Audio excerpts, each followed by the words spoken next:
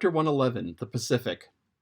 When gliding by the Banshee Isles, we emerged at last upon the great South Sea. Were it not for other things, I could have greeted my dear Pacific with uncounted thanks, for now the long supplication of my youth was answered.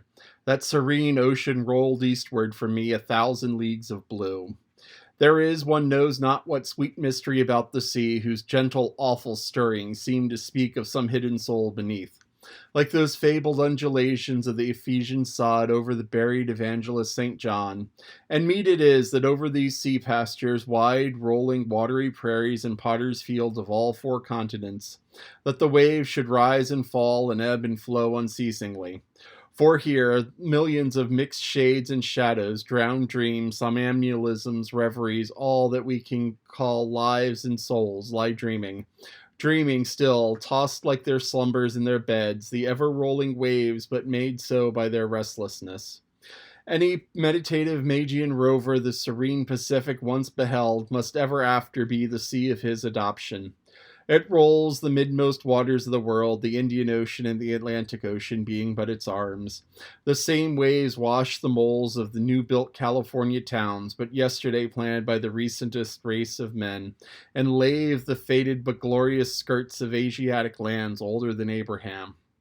Well, all between float milky ways of coral isles and low-lying, endless, unknown archipelagos, and impenetrable Japans. Thus this mysterious divine Pacific zones the world's whole bulk about, makes all coasts one bay to it, seems the tide-beating heart of the earth. Lifted by those eternal swells, you needs must own the seductive god, bowing your head to Pan. But few thoughts of Pan stirred Ahab's brain, as standing like an iron statue at his accustomed place beside the mizzen rigging.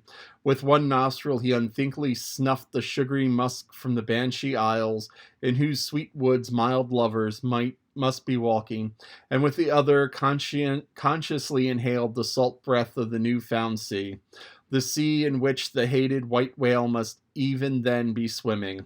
Launched at length upon these almost final waters and gliding towards the Japanese cruising ground, the old man's purpose intensified itself. His firm lips met like the lips of a vice, the delta of his forehead veins swelled like overladen brooks. In his very sleep, his ringing cry ran through the vaulted hull. Stern all, the white whale spouts thick blood. This is the end of chapter 111. So he talks about seeing the Pacific and the Pacific being the ocean of his dreams. Now, I've seen the Pacific, I've seen the Indian, I've seen the Atlantic. One of these days, I hope to see and touch the Arctic Ocean, but that's hard to get to. So maybe not. But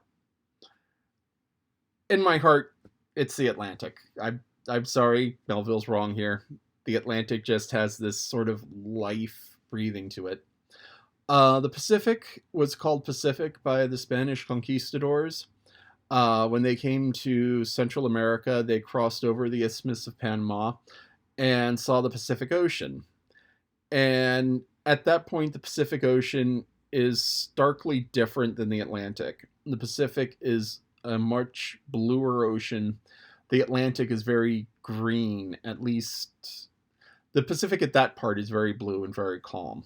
The Atlantic is more green and more active. But they called it Pacific, meaning peaceful. Now, Ishmael also talks about this as like being a grave. And it talks about it being the grave of the 4 continents, like everybody dying and being buried in the ocean. And compares it to rolling hills. And he compares the sea waves, the waves of the sea, to being the bodies turning over in restless sleep. So it's kind of like a zombie movie, except peaceful. So that's kind of a weird metaphor, at least from our perspective. But the sleep of death is rather peaceful, I imagine. So, the gently rolling waves, or yet another death metaphor. This book has a lot of them.